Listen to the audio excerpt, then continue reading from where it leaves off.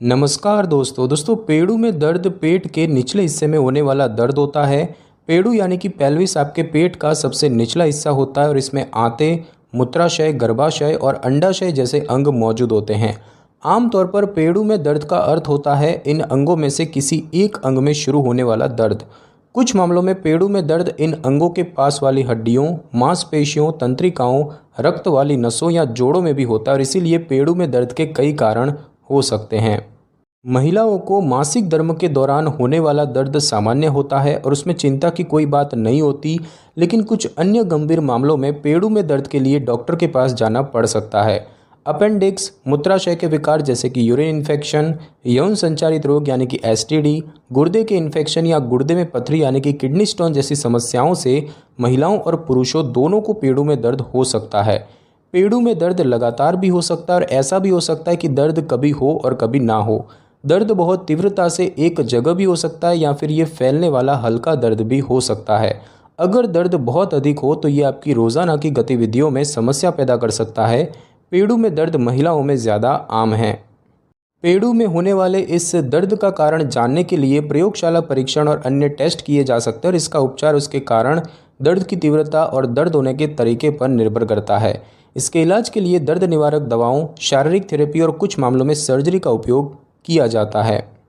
तो दोस्तों सबसे पहले तो हम यही जानेंगे कि पेड़ू में होने वाले इस दर्द के लक्षण क्या होते हैं। तो दोस्तों पेड़ू में दर्द के लक्षण उसके कारण पर निर्भर करते हैं और इसके कई लक्षण हो सकते हैं, जैसे कि मासिक धर्म में ऐंठन होना, मासिक धर्म में दर्द होना, योनि से ब्लीडिंग या योनि स्राव और स्पॉटिंग, कब्ज या दस्त होना, पेट फूलना या पेट में गैस होना, मल में खून आना, सेक्स के दौरान दर्द होना, कूल्हों के क्षेत्र में दर्द होना और पेट और जांघ के बीच के भाग में दर्द होना। पेड़ू में कुछ देर के लिए हल्का दर्द होना सामान्य है, लेकिन अगर दर्द तेज़ है और एक हफ्ते से अधिक समय से हो रहा है तो अपने डॉक्टर के पास जाएं। साथ ही साथ दोस्तों कुछ ऐसे लक्षण हैं जिसका अनुभव होने पर अपने डॉक्टर के पास जाएं, जैसे कि पेशाब में खून आना, पेशाब में बदबू आना, पेशाब करने में दिक्कत होना, मल न आना, मासिक धर्म के बिना योनि से खून आना, बुखार होना या फिर ठंड लगना। और अब हम दोस्तों जानेंगे कि पेड़ू में दर्द क्यों होता है, पेड़ू में दर्द होने के क्या कारण हैं। तो दोस्तों पेड़ू में दर्द होने के कई कारण हो सकते हैं। सबसे पहले बात की जाए महिलाओं को प्रभावित करने वाली समस्याओं के बारे में, तो सबसे पहला है मासिक धर्म में दर्द होना। अधिकतर महिलाओं को मासिक धर्म के दौरान या उससे पहले पेट के निचले हिस्से में दर्द होता है, जिससे कि पेड़ू में दर्द भी हो सकता है। उसके बाद बात करी जाए एक्टोपिक प्रेगनेंसी यानी कि अस्थानिक गर्भावस्था की, तो कभी कभी फैलोपियन ट्यूब में रुकावट के कारण निषेचित अंडा कहीं और अटक जाता है, जिससे कि एक्टोपिक प्रेगनेंसी होती है। उसके बाद बात की जाए मिस कैरेज की, तो गर्भावस्था के 20वें सप्ताह से पहले भ्रूण की मृत्यु हो जाना।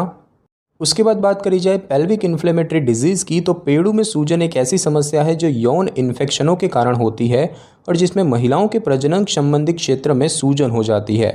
उसके बाद बात की जाए अंडाशय में गांठ की, तो काफ़ी महिलाओं को अंडाशय में गांठ होती है, लेकिन उससे कोई समस्या या लक्षण नहीं होते। हालांकि अगर ये गांठ मुड़ती है या टूटती है तो इससे पेट के निचले हिस्से में गांठ वाली तरफ दर्द होता है। गर्भाशय फाइब्रॉइड की बात करें तो फाइब्रॉइड गर्भाशय की दीवार पर मौजूद ट्यूमर होते हैं और अधिकतर फाइब्रॉइड होने के कोई लक्षण नहीं होते हैं, लेकिन बड़े फाइब्रॉइड से पेड़ों पर दबाव या दर्द हो सकता है। और बात की जाए एंडोमेट्रियोसिस की, तो ये एक ऐसी समस्या है जिसमें गर्भाशय के अंदर पाया जाने वाला टिश्यूज़ बढ़कर गर्भाशय के बाहर फैलने लगता है। बाहर बढ़ा हुआ टिश्यू जो है वो दूसरे टिश्यू की तरह मासिक धर्म के दौरान योनि से बाहर नहीं आता, जिससे कि दर्द और अन्य लक्षण होते हैं। और उसके बाद बात करी जाए पेल्विक ऑर्गन प्रोलैप्स की, तो बच्चे पैदा करने और उम्र के कारण पेड़ू की मांसपेशियां कमज़ोर हो सकती है, जिससे कि मूत्राशय, गर्भाशय और मलाशय योनि की तरफ झुक जाते हैं या अपनी जगह से हिल जाते हैं। और ये किसी भी व्यक्ति को हो सकता है, लेकिन ये ज़्यादा उम्र की महिलाओं में अधिक आम है। और उसके बाद दोस्तों बात की जाए पुरुषों को प्रभावित करने वाली समस्याओं के बारे में, तो सबसे पहले बात करें पुरुष नसबंदी की, तो नसबंदी एक ऐसी प्रक्रिया है जिससे कि पुरुष किसी महिला को गर्भवती नहीं कर पाते हैं। नसबंदी कराने के बाद 1 से 2% पुरुषों को उनके अंडकोश में 3 महीने से ज़्यादा समय तक दर्द रहता है। उसके बाद बात की जाए बैक्टीरियल प्रोस्टेटाइटिस की, तो प्रोस्टेटाइटिस का मतलब होता है पौरुष ग्रंथि की सूजन, जिससे कि पेड़ों में दर्द हो सकता है। उसके बाद बात की जाए यूरेथ्रल स्ट्रक्चर की, तो यूरेथ्रल स्ट्रक्चर में मूत्र मार्ग सूजन, चोट या फिर इन्फेक्शन के कारण संकुचित हो जाता है, जिससे कि मूत्र को निकलने में रुकावट होती है। और बात की जाए प्रोस्टेट के बढ़ने की, तो प्रोस्टेट बढ़ने से मूत्र मार्ग पर दबाव बनता है, जिससे कि मूत्र को बाहर निकालने के लिए मूत्राशय की मांसपेशियों को अधिक काम करना पड़ता है और समय के साथ मूत्राशय की मांसपेशियां कमज़ोर हो सकती है, जिससे कि पेड़ों में दर्द हो सकता है।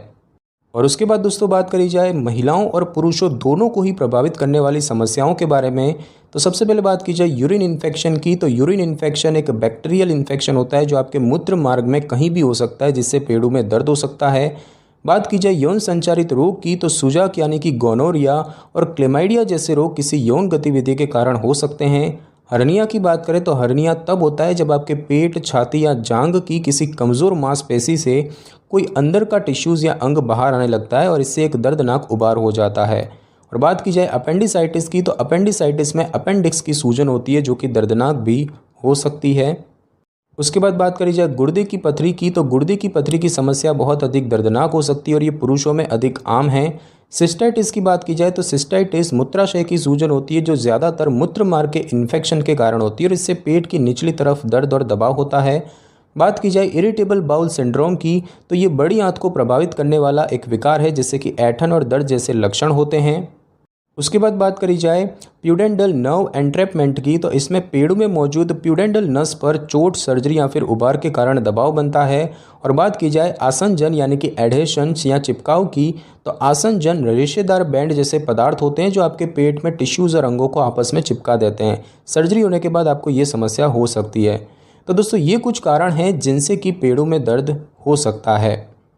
और अब हम दोस्तों जानेंगे कि पेड़ों में दर्द से बचाव कैसे करें। तो दोस्तों पेड़ों में दर्द का बचाव उसके कारण पर निर्भर करता है और इसके कई कारण होते हैं जिनमें से कुछ से बचा जा सकता है और कुछ से नहीं।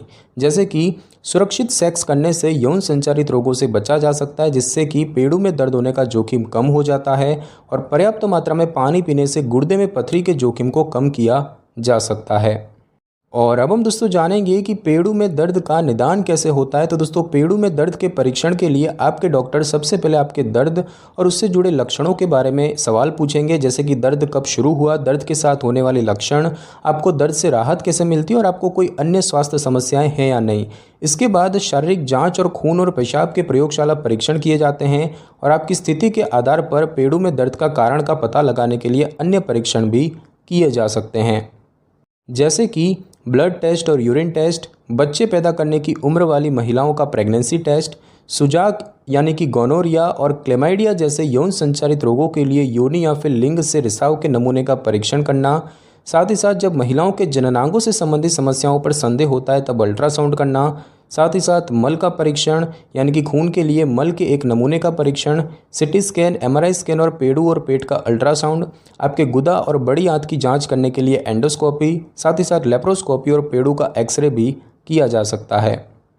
और अब हम दोस्तों जानेंगे कि पेड़ों में होने वाले इस दर्द का इलाज कैसे होता है। तो दोस्तों पेड़ों में दर्द के इलाज का उद्देश्य होता है इसके लक्षणों को कम करना। अगर आपके डॉक्टर पेड़ों में दर्द के सटीक कारण का पता लगा लेते हैं तो इसके कारण का इलाज किया जाएगा। हालांकि अगर कारण का पता नहीं लग पाता है तो उपचार जो है वो लक्षणों को ठीक करने के लिए किया जाएगा और इसके इलाज का सबसे अच्छा तरीका है अलग अलग उपचारों के संयोजन का प्रयोग करना। तो दोस्तों बात की जाए दवाओं की, तो कारण के आधार पर पेड़ों में दर्द के इलाज के लिए आपके डॉक्टर कुछ दवाओं का उपयोग कर सकते हैं। जैसे कि बात की जाए दर्द निवारक दवाओं की, तो केमिस्ट पर मिलने वाली दवाएं जैसे कि एस्पिरिन, आइबुप्रोफेन, एसिटामिनोफेन पेड़ों में दर्द से कुछ राहत दे सकती है, लेकिन कभी कभी डॉक्टर से दर्द निवारक दवाएं लेने की आवश्यकता हो सकती है। हालांकि केवल दर्द निवारक दवाओं से लंबे समय से हो रहे पेड़ों में दर्द में राहत जो है वो कम ही मिलती है। उसके बाद दोस्तों बात की जाए हार्मोन संबंधी इलाज की, तो कुछ महिलाओं को पेड़ों में दर्द उनके मासिक धर्म चक्र के किसी विशेष भाग या समय के दौरान और ओव्यूलेशन और मासिक धर्म को नियंत्रित करने वाले हार्मोन में बदलावों के दौरान होता है और इस मामले में गर्भ निरोधक गोलियां और अन्य हार्मोन संबंधी गोलियां पेड़ों में दर्द से राहत दे सकती है। और बात की जाए एंटीबायोटिक दवाओं की, तो अगर आपको किसी इन्फेक्शन के कारण पेड़ों में दर्द हो रहा है तो आपके डॉक्टर आपको एंटीबायोटिक दवाएं दे सकते हैं। और बात की जाए एंटी डिप्रेसेंट्स की, तो कुछ प्रकार के एंटी डिप्रेसेंट दवाएं लंबे समय से हो रहे पेड़ों में दर्द के लिए प्रभावी होते हैं और ये उन महिलाओं की पेड़ों में दर्द की समस्या को भी हल कर सकता है जिन्हें कि डिप्रेशन नहीं है। और उसके बाद दोस्तों बात की जाए थेरेपी की, तो लंबे समय से हो रहे पेड़ों में दर्द के लिए आपके डॉक्टर आपको थेरेपी की सलाह भी दे सकते हैं। जैसे बात की जाए शारीरिक थेरेपी की, तो स्ट्रेचिंग एक्सरसाइज, मसाज और अन्य आराम देने वाली तकनीकों से लंबे समय से हो रहे पेड़ों में दर्द का इलाज किया जा सकता है और इसके लिए थेरेपिस्ट आपकी सहायता कर सकते हैं। कभी कभी शारीरिक थेरेपी में एक उपकरण का उपयोग करके कुछ जगहों पर केंद्रित रहा जाता है और ये उपकरण आसपास की तंत्रिकाओं में बिजली की उत्तेजना यानी कि इलेक्ट्रिकल इम्पल्स प्रदान करता है। शारीरिक थेरेपी में एक मानसिक तकनीक का भी उपयोग किया जा सकता है जिसे कि बायोफीडबैक कहा जाता है, जो आपको आपकी तंग मांसपेशियों को पहचानने में मदद करता है ताकि आप उस क्षेत्र को आराम देना सीख सकें। और उसके बाद दोस्तों बात की जाए न्यूरोस्टिमुलेशन की, तो इस उपचार में आपकी तंत्रिका को अवरुद्ध किया जाता है जिससे कि दर्द की उत्तेजना के संकेत दिमाग तक न पहुंच सके और आपके कारण के आधार पर ये एक प्रभावी उपचार हो सकता है। और बात की जाए ट्रिगर पॉइंट इंजेक्शन की, तो अगर आपके डॉक्टर को ऐसे पॉइंट का पता चलता है जहां पर आपको दर्द होता है तो वो उस क्षेत्र को सुन्न करने के लिए आपको इंजेक्शन दे सकते हैं और इंजेक्शन की दवा लंबे समय तक उस क्षेत्र को सुन्न कर सकती है जिससे कि आपको दर्द और तकलीफ में राहत मिल सकती है। और बात की जाए मनोचिकित्सा की, तो अगर आपका दर्द किसी मानसिक तनाव या स्थिति के कारण है तो आपको एक मनोचिकित्सक से बात करने से दर्द में राहत मिल सकती है। और उसके बाद दोस्तों बात की जाए सर्जरी की, तो पेड़ों में दर्द के कारण को ठीक करने के लिए डॉक्टर सर्जरी की भी सलाह दे सकते हैं जैसे कि लेप्रोस्कोपी। यदि आपको एंडोमेट्रियोसिस है तो आपके डॉक्टर लेप्रोस्कोपी सर्जरी का उपयोग करके इसके चिपकावों और टिश्यूज़ को हटा सकते हैं। और बात की जाए हिस्टेरेक्टोमी की, तो कुछ जटिल मामलों में डॉक्टर आपके गर्भाशय, अंडाशय और फैलोपियन ट्यूब को निकालने की सलाह भी दे सकते हैं। और उसके बाद दोस्तों बात की जाए जीवन शैली और घरेलू उपचारों की, तो पेड़ों में दर्द से आपके जीवन पर एक प्रमुख प्रभाव पड़ सकता है जिससे कि नींद ना आना, तनाव और अन्य समस्याएं हो सकती है।